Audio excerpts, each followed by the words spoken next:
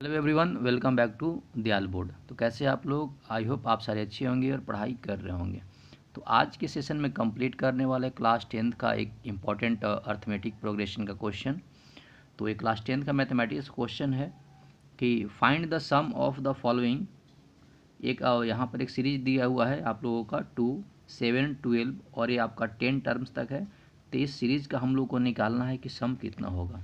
जैसा कि पता है कि हम लोगों को अर्थमेटिक प्रोग्रेशन में अगर सम निकालना है तो इसका मतलब ये है कि यहाँ पर फर्स्ट टर्म कितना हो गया, यहाँ पर 2, और उसके बाद सेकंड टर्म जो T2 हुआ कितना हो गया 7, और इसमें जो थर्ड टर्म है T3 वो कितना हो गया 12। और ये जो सीरीज है नंबर ऑफ टर्म कितना है टोटल इसमें, ये है 10। तो अर्थमेटिक प्रोग्रेशन में जब भी अगर कॉमन डिफरेंस निकालते हैं तो नेक्स्ट टर्म माइनस आपका उसके पहले का टर्म, यानी इस केस में जो कॉमन डिफरेंस होगा T3 माइनस कितना हो जाएगा T2। यानी यहाँ T3 की वैल्यू कितना है 12 और T2 की वैल्यू कितना है 7। तो माइनस करने के बाद यानी इसमें सीरीज में जो कॉमन डिफरेंस आ गया वो कॉमन डिफरेंस कितना आ गया 5 है। अब सबको पता है कि एपी में अर्थमेटिक का जो सम का जो फार्मूला होता है n/2 into 2a plus n-1 into D.